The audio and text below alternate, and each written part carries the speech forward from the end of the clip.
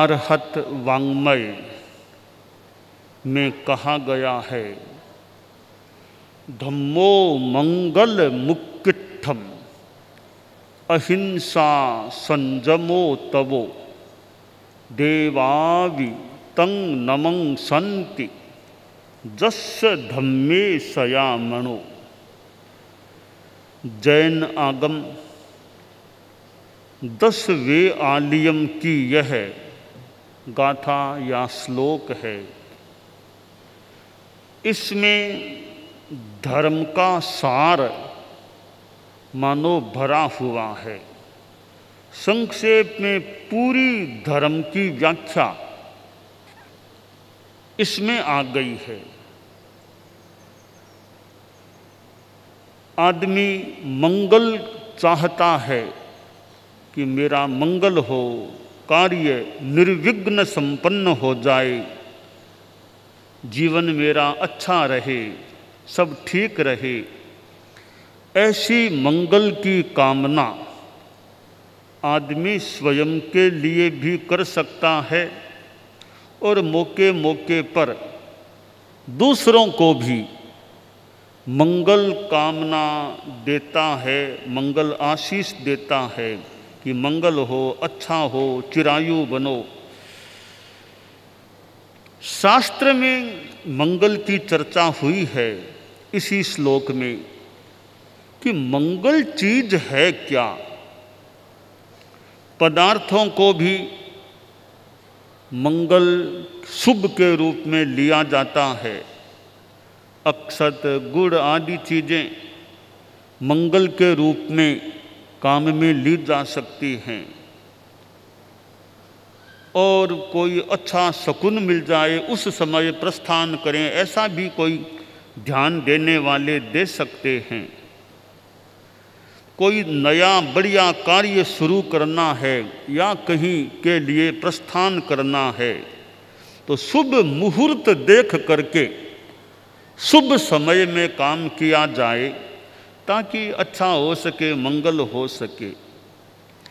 इस प्रकार मंगल के लिए प्रयास किया जाता है।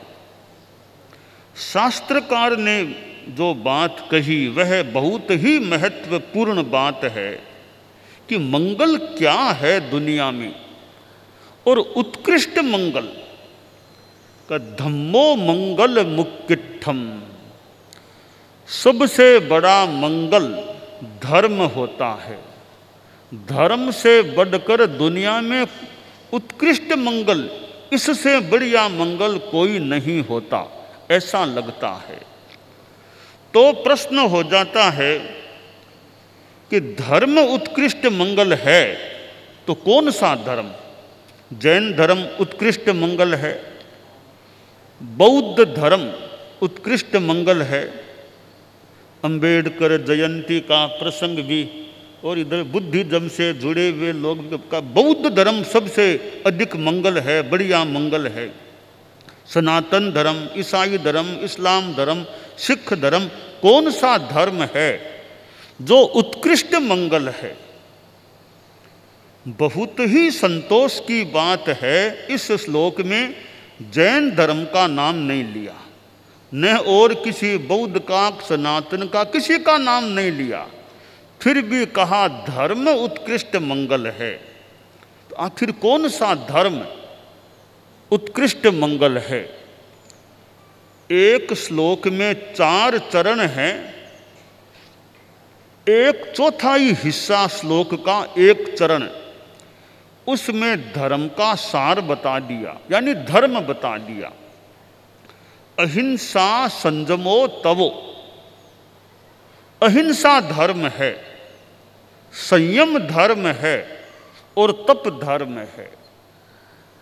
अहिंसा, संयम और तप के सिवाय और यानी सारा धर्म जो भी है आध्यात्मिक रूप में, वह इन तीनों में समाविष्ट हो सकता है। अहिंसा है, संयम है, तप है, और कौन सा धर्म अब बचा रह सकता है? तो शास्त्रकार ने कितनी महत्वपूर्ण बात अति संक्षेप में बता दी कि धर्म उत्कृष्ट मंगल है और वह धर्म है अहिंसा, संयम और तप। आगे धर्म की महिमा बताई कि देवावितं नमं संति जस्य धम्मे सयामणो। देव भी, देवता भी उसको नमस्कार करते हैं जिसका मन सदा धर्म में रमा रहता है, रचा पचा रत रहता है। तो धर्म बता दिया कि उत्कृष्ट मंगल है। धर्म क्या है? अहिंसा, संयम, तप। और धर्म की महिमा बताई कि यानी मनुष्य ही नहीं, देव भी उस धार्मिक को नमस्कार करते हैं जिसका मन सदा धर्म में रमा रहता है। जैसे साधु होते हैं जो अहिंसा मूर्ति, संयम मूर्ति, तपो मूर्ति, यानी अहिंसा की साधना करने वाले, संयम की आराधना करने वाले और तप तपने वाले होते हैं, धर्ममय होते हैं, तो साधु को देव भी नमस्कार करें तो कोई असंभव बात संभवतः नहीं होगी। देव भी साधु को वंदन कर सकते हैं, यानी देवों के लिए भी साधु पूजनीय हो सकते हैं। देवों की आसाधना न हो तो साधुओं के लिए स्वर्ग में रहने वाले देव पूजनीय नहीं हैं, पर देवों के लिए साधु पूजनीय होते हैं, क्योंकि देवों में देव है वो नो संयत, देवों में वो संयम नहीं होता जो साधु में होता है। इसलिए देवों के लिए भी साधु वंदनीय होते हैं। तो यह अहिंसा, संयम और तप, यह 3 प्रकार का धर्म है। अहिंसा, अब कोई भी अहिंसा का पालन करे, जैन करे, बौद्ध करे, सनातनी लोग करे, ईसाई करे, सिख करे, मुसलमान करे, जो भी अहिंसा की आराधना करते हैं, मानो उनमें मंगल हो रहा है, भीतर में मंगल हो रहा है। संयम की साधना जो भी करेगा उसकी आत्मा शुद्ध हो सकेगी, और तप जो भी तपेगा उसके भी कर्म निर्जरा हो सकेगी। हम लोग जैन धर्म से जुड़े हुए हैं और 24 तीर्थंकरों की बात जैन विद्या में, इस अवसरपिणी में, इस भरतक क्षेत्र में प्रथम तीर्थंकर भगवान ऋषभ हुए और 24वें तीर्थंकर इस अवसरपिणी के अंतिम तीर्थंकर भगवान महावीर हुए। और भगवान महावीर से संबद्ध जुड़ा हुआ जैन शासन, और जैन शासन में जो अहिंसा की सूक्ष्मता बताई गई है कि अहिंसा का सूक्ष्मता से पालन, एक साधु जो 5 महाव्रतों को स्वीकार करने वाला, अहिंसा महाव्रत, सर्व प्राणातिपात विरमण महाव्रत का पालन करना उसका कर्तव्य होता है। उस सर्व प्राणातिपात विरमण यानी अहिंसा महाव्रत में कितनी सूक्ष्मता का ध्यान दिया गया है। पद यात्रा होती है, कार का उपयोग नहीं, टेम्पो, टैक्सी, इनका वाहनों का उपयोग नहीं सामान्यतया, तो कितनी अहिंसा की साधना है। वरना वाहन की यात्रा में तो, कार में कोई यात्रा करे तो जीवों की हिंसा तो हो सकती है, कुत्ता मर जाए, सांप मर जाए और कोई जीव मर जाए, और कभी दुर्घटना में आदमी तक चला जाए।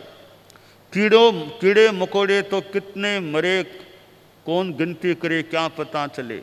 यानी जीव हिंसा की वहाँ संभावना है। साधु कार का उपयोग नहीं, कि पहली बात है पैदल चलो, कि पैदल चलें, पैरों के नीचे कीड़े मकोड़े आकर मर जाएंगे तो, कि ध्यान रखो इरिया समिति, देख देख कर चलो। जीव जंतु हो तो पैर को इस प्रकार रखने का प्रयास करो कि जीव जंतु मरे नहीं। ये कितना अहिंसा का ध्यान दिया गया है। रात्रि भोजन नहीं करना, सूर्यास्त से लेकर सूर्योदय तक चारों ही आहार का भोग सेवन नहीं करना, इसके पीछे भी अहिंसा का दर्शन होता है। रात में अंधेरे में जीव जंतु कोई मर जाए तो रात को खाना पीना नहीं, अहिंसा भी, संयम भी हो गया, तप भी हो सकता है। तो रात्रि भोजन ब्रह्मण व्रत है, साधु के जीवन भर का जो व्रत हो जाता है। तो कितनी यह भी एक अच्छी साधना है। गृहस्थों में भी अनेक लोग चौविहार करने वाले, रात्रि भोजन ब्रह्मण व्रत पालने वाले मिल सकते हैं। और गृहस्थों में भी यह अहिंसा की अब हमारी परंपरा में मुख्य वस्त्रिका है। अब यह मुख्य वस्त्रिका अपनी अपनी परंपराएं हैं। थानकवासी तेरा पंथ परंपरा में यह सैकड़ों वर्षों से मुख्य वस्त्रिका की व्यवस्था चली आ रही है। और इसके पीछे भी अहिंसा की चेतना, कि बोलने से वायुकाय की हिंसा, आवाज बाहर जाने से वायुकाय के जीवों की हिंसा न हो जाए, तो मुख्य वस्त्रिका रखो ताकि वायुकाय के जीवों की हिंसा से बचाव हो जाए। तो कितना अहिंसा का ध्यान है। और साथ में सहज रूप में देखें कि मुख्य वस्त्रिका बांधी हुई है तो यूँ प्रायः थूक भी नहीं उठ, कोई सामने वाला निकट में बात करे आदमी तो किसी में मुपत्ति है, थूक भी नहीं उछले। शास्त्र के पन्ने हाथ में हों, शास्त्र किताब हाथ में बोल बोल के पढ़ें तो उसमें भी थूक नहीं पड़े। मुपत्ति है तो थूक पड़ने से प्रायः बचाव हो सकता है। और तीसरी बात है कि मुख्य वस्त्रिका से हम प्रेरणा लें कि वाणी का संयम रखो, बोलने का संयम रखो, कंट्रोल रखो बोलने पर। यह प्रेरणा भी हम मुख्य वस्त्रिका से ले सकते हैं। तो यह अहिंसा पर ध्यान दिया गया है। साधु खुद भोजन पकाए नहीं, दूसरों से पकवाए नहीं। यहाँ भी अहिंसा की बात है कि भोजन खुद पकाएंगे तो भोजन पकाने में भी जीव हिंसा हो सकती है। दूसरों से पकवाएं तो भी जीव हिंसा।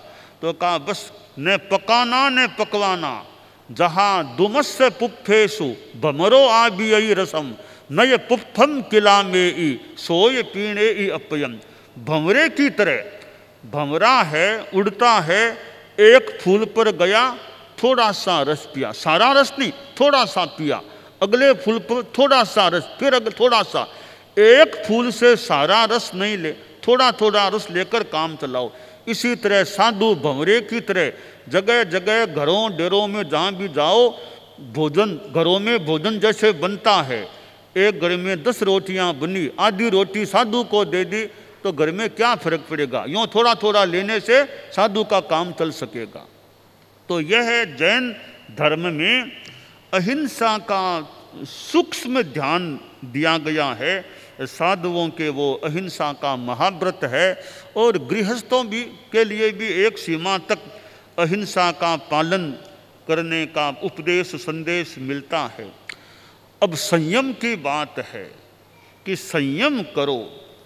आज ये असंयम, जितना आदमी मन वचन काय का इंद्रियों का असंयम करता है, पाप कर्म बंधन की भी बात है, और भी अनेक समस्याएं असंयम के कारण से हो सकती है।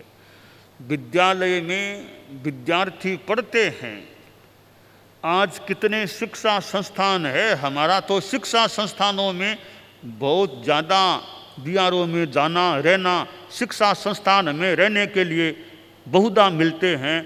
तो शिक्षा संस्थान में बच्चे विद्यार्थी पढ़ते हैं। तो आज विद्यार्थियों को भी यह एक संयम का संदेश प्रेरणा मिलती रहे, क्योंकि ज्ञान का अर्जन करना बहुत एक महत्वपूर्ण बात होती है। भूगोल, खगोल, साइंस, मैथ्स आदि आदि, फिर इंग्लिश, मराठी, हिंदी, संस्कृत, कितनी भाषाएं। तो ये ज्ञान की बहुत शाखाएं हैं और ज्ञान का विकास अपने आप में बहुत महत्वपूर्ण भी होता है।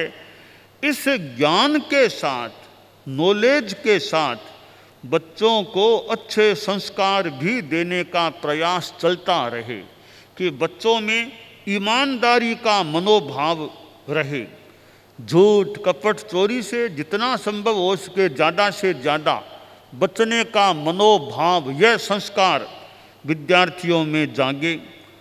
और नशा नहीं करना, ये आजकल फिर ड्रग्स जैसी चीज़ें, उनके नशे में बच्चे न चले जाएं, तो वह एक कंट्रोल, उनको प्रेरणा रहे कि ये नशीली चीज़ों के सेवन में बच्चे न जाएं और उनमें एक अहिंसा की भी भावना, मैत्री की भावना, सद्भावना, फालतू लड़ाई झगड़ा नहीं करना, ज़्यादा गुस्सा नहीं करना, घर में माता पिता के पास भी कैसे रहना, लड़ाई झगड़ा, गुस्सा, रूसना, यानी अच्छे संस्कार बच्चों में दिए जाएं। और आजकल ये सोशल मीडिया, ये मोबाइल फ़ोन, लैपटॉप या कंप्यूटर, इनका उपयोग तो हो सकता है, बच्चे आदि इतने ज़्यादा उस सोशल मीडिया और मोबाइल फ़ोन आदि में न डूब जाएं कि अति हो जाए। रात के 11, साढ़े 11, 12 बज गए, वो मोबाइल फ़ोन में ही उलझे हुए हैं। तो उसका भी संयम, वो भी कि एक उपयोगिता है, वो ठीक है, अति मात्रा में।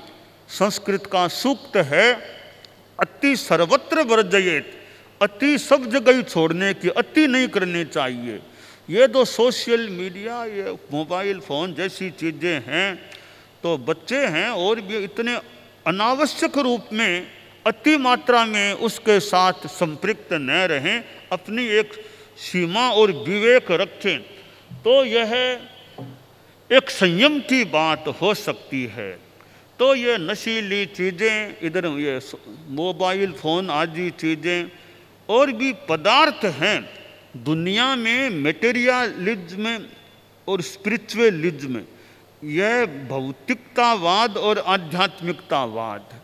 भौतिकतावाद, भौतिकता की भी उपयोगिता होती है, परंतु साथ में अध्यात्म का भी कंट्रोल भौतिकता पर बना रहे। केवल भौतिकता में आदमी रह जाएगा, वो बाह्य पदार्थों की लालसा, इच्छा, जो जैनिज्म में हमारे इच्छा परिमाण, श्रावकों के लिए, गृहस्थों के लिए 12 व्रतों में 5वां व्रत है इच्छा परिमाण।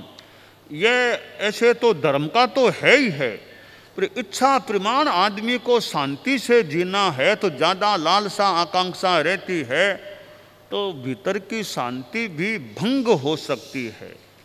तो वांट और नीड, ज़रूरत कितनी है, और वांट, आकांक्षा, इच्छा वो कितनी है कि जीवन को चलाने के लिए कुछ पदार्थों की ज़रूरत है, पर वांट, लालसा, आकांक्षा वो ज़्यादा है, तो इच्छा परिमाण भी, इच्छाओं का, वांट की सीमा, इतने से ज़्यादा आर्थिक संग्रह मुझे नहीं करना, इतने से ज़्यादा ड्रेस कपड़े मुझे नहीं रखना। खान पान में भी भोगोपभोग परिमाण व्रत है, श्रावक का 12वां जो 12 व्रतों में 7वां है भोगोपभोग, उपभोग परिभोग परिमाण व्रत, कि ये पदार्थ, खाना पीना, वस्त्र आदि चीज़ें हैं, इनकी भी सीमा, इतने से ज़्यादा मुझे नहीं रखना, नहीं काम लेना। तो यूँ यह भौतिकता का संयम हमारे जीवन में रहता है, तो आत्मा का हित और एक मानसिक शांति भी अच्छी रह सकती है। तप है, तपस्या, ऐसे जैन शासन में तो तपस्या का चतुर्मास में या उसके आसपास और भी कभी समय में कितनी तपस्याएं होती हैं। मास खमन क्यार, मास खमन से ज़्यादा की तपस्या क्यार, वर्षी तप करने वाले तो कितने, चैत्र कृष्णा अष्टमी से जो शुरू होता है, कितने लोग जैन शासन में वर्षी तप करने वाले, और भी विभिन्न आयम्बिल आदि आदि उपवास यों करने वाले। तो यह तपस्या है, ये एक प्रकार हो गया, यानी अनशन। बाकी स्वाध्याय, ध्यान, उनोदरी आदि और भी 12 प्रकार तपस्या के हैं। तो तपस्या जीवन में चलती है। दूसरों की आध्यात्मिक सेवा करना भी, वैयावृत्य भी एक अपने आप में तपस्या है, ध्यान भी तपस्या है।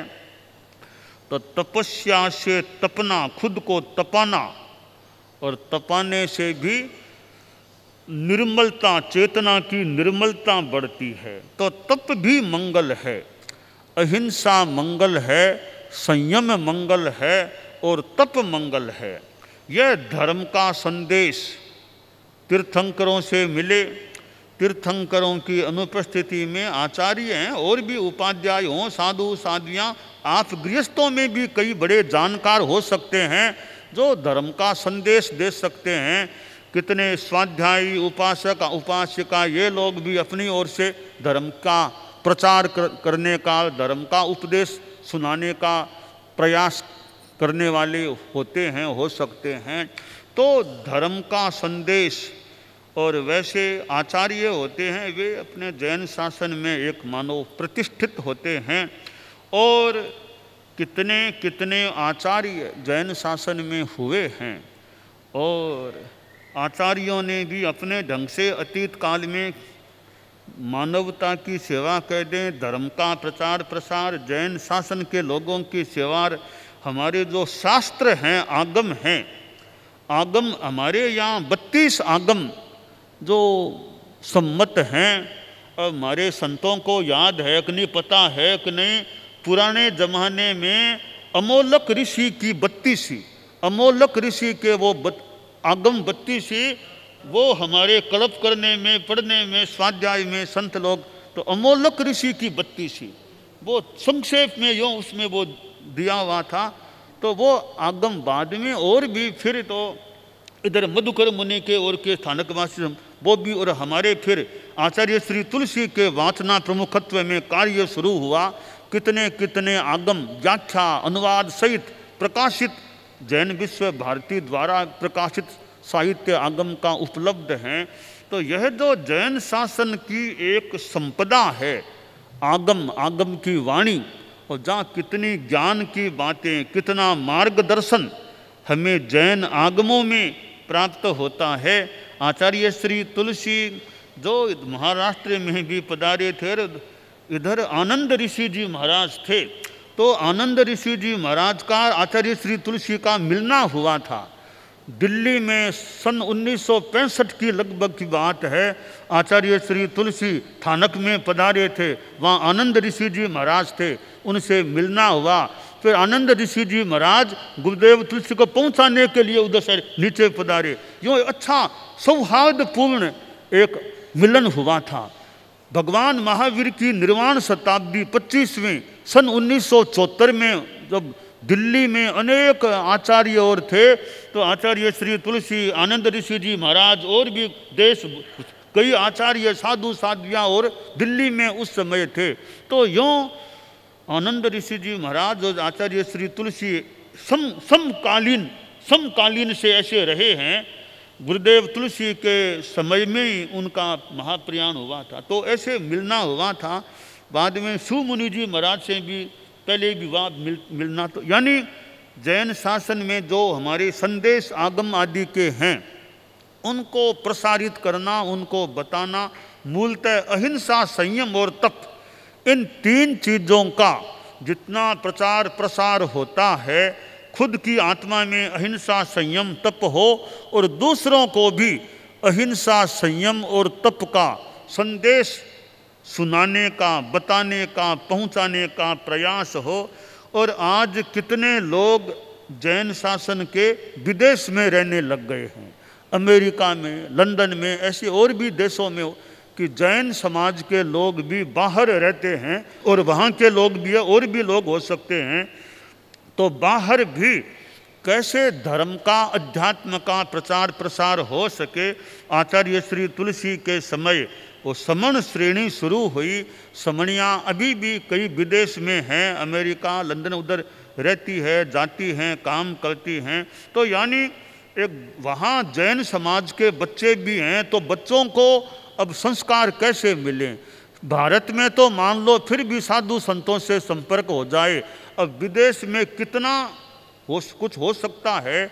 तो ये जैसे समणिया जाति हैं तो कितने जैन समाज के बच्चे हैं, वे समणियों के पास आते हैं, कुछ सीखते हैं, समझते हैं, तो वो उनके संस्कार भी अच्छे रहने की कुछ संभावना बन सकती है और बच्चों को धार्मिक ज्ञान भी प्राप्त हो सकता है। तो ये बाल पीढ़ी है, बच्चे हैं, छोटे छोटे बच्चे, उनमें अच्छे संस्कार आए रहें। ये ज्ञानशाला, पाठशाला, ऐसे जो प्रयास हैं, इनके द्वारा एक छोटे छोटे बच्चों में, जो जैन समाज के भी ये बच्चे हैं, अच्छे संस्कार आ जाएं। जीवन विज्ञान जैसा शिक्षा संस्थानों में भी, आखिर बच्चे तो बच्चे हैं, जैन के हैं चाहे अजैन हैं, बच्चे बच्चे हैं, बच्चे सच्चे रहें, अच्छे रहें तो विद्या संस्थान है। और वहाँ जैन अजैन कोई भी हैं, मैन बच्चे हैं, उनमें वो अच्छे संस्कार दिए जाएं, देने का प्रयास, दिए जाते होंगे, दिए जाने का प्रयास होना भी चाहिए, ताकि आज ये जो इतना आधुनिक जो टेक्नोलॉजी का माहौल है, उसमें बच्चे जो मोबाइल फ़ोन आदि से ज़्यादा संपृक्त रहने वाले हो सकते हैं, उनको अध्यात्म धर्म ये संस्कार भी मिलते रहते हैं, तो भौतिकता और आध्यात्मिकता में संतुलन बना रह सकता है।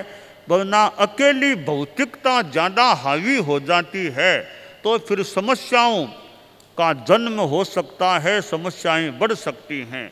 इसलिए ये जो शास्त्र में अहिंसा, संयम, तप, ये त्रिवेणी, मानो त्रिवेणी बताई गई है, इस त्रिवेणी में हम निष्णात होते रहें कि अहिंसा का पालन करें। अहिंसा का पालन कैसे करें? अब रात्रि भोजन को छोड़ देना, मान लो पूरा तो छोड़ना मुश्किल है, तो पानी के सिवाय, दवाई के सिवाय वो भी मुश्किल है। रात को 9, 10, 11 बजे के बाद खाना नहीं खाना, जितना हो सके। तो यह भी एक प्रकार से अहिंसा, संयम की चीज़ है। अब खाने में, अब कहीं होटल में जाए, कहीं कोई बच्चे बाहर जाते हैं, यहाँ भी हॉस्टल में ठहरते हैं, तो होटल है और हॉस्टल है और कहीं हॉस्पिटल है, तो इसमें कहीं नॉन वेज तो खाने में नहीं आता है ना। तो बच्चे जाएं, बाहर चले गए विदेश में, अब हॉस्टल में ठहर गए, तो हॉस्टल का भोजन कैसा है वहाँ का, इस बात का ध्यान रखा जाए। भी बच्चे हैं तो हॉस्टल में ठहरें, कभी आप लोग होटल में भी ठहरें, तो वहाँ का भोजन कैसा, नॉन वेज है कि वेज है, यह समीक्षा, यह जानकारी करके भी नॉन वेज है तो हमें परहेज रखना है, बच के रहने का प्रयास रखना है। तो ये अहिंसा के अच्छे संस्कार हैं। तो बच्चों में भी आए, बड़ों में रहे, बड़े बच्चों को भी अच्छे संस्कार देने का प्रयास करते रहें। और अहिंसा में ये मान लो लहसुन, प्याज आदि, इनसे जितना बचा जा सके, जमी कंद से, तो एक हिंसा से बचाव हो सके, त्याग कर दे, अव्रत भी कम हो सके। तो अनेक रूपों में हिंसा से, घरेलू हिंसा, परिवार में, घर में भी वो हिंसा, आपसी कोई वैमनस्य न हो, अनावश्यक कलह न हो, परिवार में शांति रहे, तो उस रूप में भी अहिंसा का ध्यान दिया जा सकता है। वरना परिवारों में भी कुछ समस्याएं, कठिनाइयां हो सकती है और यह परिवारों में आपसी वैमनस्य बढ़ जाता है।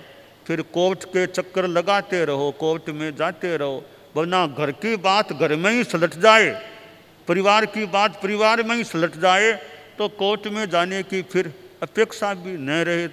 तो इस प्रकार ये अहिंसा जीवन में रहे और संयम के संस्कार, सादगी, जीवन में सादगी। आदमी के कपड़े कितने बढ़िया हैं, इसका थोड़ा महत्व समाज में थोड़ा हो सकता है कि कितने बढ़िया कपड़े पहने हैं। कपड़े ज़्यादा बढ़िया मत भी पहनो, आदमी का ज्ञान, शिक्षा वो अच्छी है तो कपड़े भले सामान्य हैं तो भी खास बात नहीं, ज्ञान, शिक्षा, विद्वत्ता वो अच्छी है तो वो खास बात है। कि आपने गहने कितने बढ़िया पहने, कितने बढ़िया हार पहना है, अंगूठियाँ कितनी अंगुलियों में पहनी है, इसका ठीक है कुछ महत्व हो सकता है, पर इन आभूषणों की अपेक्षा सद्गुण आभूषण वो हमारे जीवन में कितने हैं। सद्गुणों का ज़्यादा महत्व है कि कान में कुंडल पहन लो, कान अच्छे लगे, कुंडल पहन लो, ठीक है, कुंडल से कान की शोभा हो सकती है, पर कान की आध्यात्मिक शोभा होगी कान से अच्छी ज्ञान की बातों को सुने, आगम जैसी धर्मशास्त्रों की और भी बढ़िया बातें हैं वो कान से सुने, वो कान की ज़्यादा शोभा है, कान का बढ़िया उपयोग है। बजाय की कुंडल पहना कि नहीं पहना कोई खास बात नहीं है, श्रुत ज्ञान कितना लेते हैं उसका ज़्यादा महत्व है। कि हाथ की शोभा, कंकण पहन लो, हाथ दान तो कहा गया नहीं, कंकण तो ठीक है ऊपरी बात है, हाथ से दान कितना देते हैं, शुद्ध साधु को दान कितना दिया, तो दान का अपना महत्व है। तो हाथ की शोभा दान से है, कंकण से कोई खास बात नहीं है। तो यों सद्गुण रूपी आभूषण वो हमारे जीवन में होने चाहिए, वो हमें पहनने चाहिए। तो हाथ की शोभा है वो दान से होती है। कि सिर की शोभा कैसे हो, कि सिर से आराध्य के सामने सिर को झुकाओ, जो हमारे आराध्य हैं, भगवान हैं, तीर्थंकर और गुरु आदि हैं, साधु संत हैं, त्यागी हैं, उनके सामने झुको, ये सिर की शोभा हो जाएगी, यानी अच्छी बात हो जाएगी। और कि मुंह की शोभा कैसे, कि दांत कितने बढ़िया हैं, कि दांत मैंने सोने के लगवा लिए, मैंने सोने के दांत लगवा लिए, ठीक है आपके पास पैसा होगा, आपने सोने के दांत लगवा लिए होंगे, परंतु मुंह की शोभा दांतों से तो थोड़ी ऊपरी शोभा हो जाए। मुंह की शोभा है सत्यवाणी बोलना, झूठ नहीं बोलना, यह महान शोभा, मुंह की क्या आत्मा की शोभा हो जाती है। और कान की जैसे बताया, श्रुत को सुनो वो कान की शोभा है। कि भुजाओं की शोभा क्या है, कि भुजाओं का कोई आभूषण पहन लिया वो थोड़ी शोभा है। भुजाओं की शोभा पौरुष ताकत का होना और ताकत का उपयोग आध्यात्मिक सेवा में करना, यह भुजाओं की शोभा होता है। तो ये कुछ हृदय की शोभा कैसे, कि हार गले में, हृदय की शोभा है सरलता, मन में सरलता रखो, यह हृदय का आभूषण है, शोभा है। तो इस प्रकार हमारे जीवन में सद्गुण आभूषण हम धारण करते रहें, धारण करके रखें। ये बाह्य आप लोग जो गृहस्थ हैं, वो हमारे संत लोग हैं, अब इनके गले में हार कहाँ पर है, हमारे संतों को देखिए, इनके हाथों में अंगूठियाँ है क्या, देखिए, इनके कानों में कुंडल है क्या, हाथ में कंकण है क्या, और कोई आभूषण कहीं है क्या। तो बिना आभूषण भी संत लोग जिनको नमस्कार करते हो, प्रणाम करते हो, तो भी उनके पास ये बाहर के आभूषण भले नहीं है, पर संयम का आभूषण है। उसके सामने आपके जो ये बाहर के आभूषण है वे बहुत बहुत छोटे हो जाते हैं। संन्यास, साधुपन, संयम है वो जो संपदा है।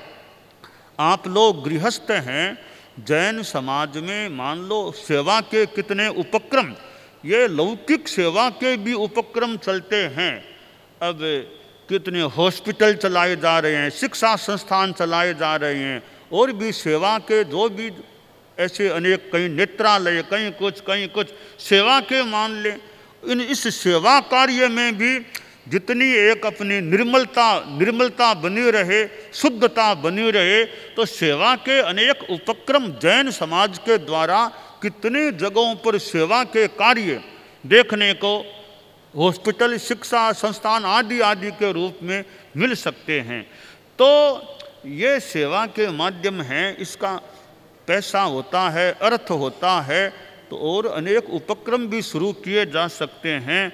और अर्थ पैसे में भी ईमानदारी, साथ में पैसे का अर्जन हो, कमाई करने के साधन भी कैसे हैं, उसमें ईमानदारी है, उसका अपना महत्व होता है। तो इस प्रकार कुल मिलाकर हमारे जीवन में ये अहिंसा धर्म रहे, संयम धर्म रहे, और तप धर्म रहे, इस धर्म की अपनी महिमा है। धन है वो तो यहीं रहने वाला है, धर्म का प्रभाव आगे भी साथ में जाने वाला है। तो धन का अपना महत्व है, संसार में है, भौतिक चीज है, उससे उसका उपयोग अनेक रूपों में हो सकता है। तो धर्म तो आत्मकल्याणकारी, आत्मकल्याण कराने वाला होता है। तो अहिंसा संयम तप रूपी धर्म की हम आराधना करते रहें और धर्म की आराधना से हम आत्मकल्याण की दिशा में आगे बढ़ सकते हैं। और धर्म पर इतनी हमारी आस्था हो कि विपत्ति में भी धर्म को नहीं छोड़ना। विपत्ति आ जाए आदमी धर्म को छोड़ दे, वो थोड़ी आस्था में मान लें कमी की बात है। विपत्ति आने पर भी धर्म को नहीं, जो धर्म अहिंसा संयम तप स्वीकार किया है उसको प्राण जाए तो जाए, मेरा प्रण न छूटे, धर्म न छूटे।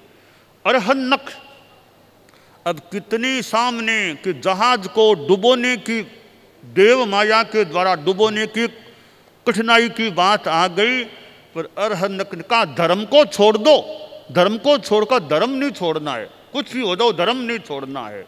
तो धर्म की कैसी निष्ठा, तो हमारे मन में देव गुरु धर्म अध्यात्म के प्रति श्रद्धा आस्था रहे कि कठिनाई आने पर भी, यही तो परीक्षा का खास समय है। कठिनाई तो मानो परीक्षा के लिए हो रही है, परीक्षा हो रही है। परीक्षा के समय धर्म को छोड़ दिया, हम फेल हो जाएंगे ना। तो कठिनाई तो मानो परीक्षा लेने के लिए आई होगी, इस परीक्षा में हमें उत्तीर्ण होना है। तो कठिनाई के समय में भी हमें धर्म अध्यात्म को नहीं छोड़ना चाहिए। कुछ तकलीफ आए तो आए, धर्म को नहीं छोड़ेंगे, अपने संकल्पों अध्यात्म को नहीं छोड़ेंगे। गीत में बड़ा सुंदर कहा गया है, प्राणों की परवाह नहीं है, प्रण को अटल निभाएंगे। प्राणों की परवाह नहीं है, प्रण को अटल नहीं अपेक्षा है औरों की, स्वयं लक्ष्य को पाएंगे। एक तुम्हारे ही बचनों का, एक तुम्हारे ही वचनों का, भगवन प्रतिपल सबल सहारा। भगवन प्रतिपल सबल सहारा। प्रभो तुम्हारे पावन पथ पर जीवन अर्पण है साम। बढ़े चले हम रुके न क्षण भी, हो यह दृढ़ संकल्प हमारा। प्रभो तुम्हारे पावन पथ पर जीवन अर्पण है शाम। तो कितनी बहुत ऊंची बात है कि प्राणों की परवाह नहीं है, प्रण को हम निभाएंगे। तो ये इस प्रकार बहुत आदर्श की बात है। जितनी हमारी आस्था अच्छी मजबूत हो सके वो हम रखने का प्रयास करें। तो आचार्य भिक्षु की परंपरा में हम लोग हैं और जैन शासन में अनेक संप्रदाय हैं। तो आज यहाँ अहमदनगर में और यहाँ आना हुआ है, और अहमदनगर में इतना जैन समाज है। पिछले कई दिनों से यूँ लोग हमारे कुछ संपर्क में भी आते रहे हैं, इतना बड़ा जैन समाज है, तो यहाँ आना हुआ है। जैन समाज में और भी जो लोग हैं, सब में सद्भावना, नैतिकता, नशा मुक्ति और धर्म के प्रति हमारा अच्छा सम्मान का भाव बना रहे कि जीवन में विपत्ति आने पर भी हम धर्म को नहीं छोड़ें, धर्म को साथ में रखें। धर्म साथ में है तो बहुत बड़ी शक्ति हमारे साथ है। हम धर्म, अहिंसा, संयम, तप की आराधना करते रहें तो धम्मो मंगल मुक्तिठम अहिंसा संयमो तवो देवावितं नमं संति जस्य धम्मे सयामणो। उसे देवता भी नमस्कार करते हैं जिसका मन सदा धर्म में रमा रहता है। और धर्म है अहिंसा, संयम और तप, और यह धर्म उत्कृष्ट मंगल होता है। दानान सिद्धम अभयपयाणम सच्चे सुया अणवज्जं वयन्ति तवे सुया उत्तम बंभचेरम लोगुत्तमे समणेनाय कुत्ते।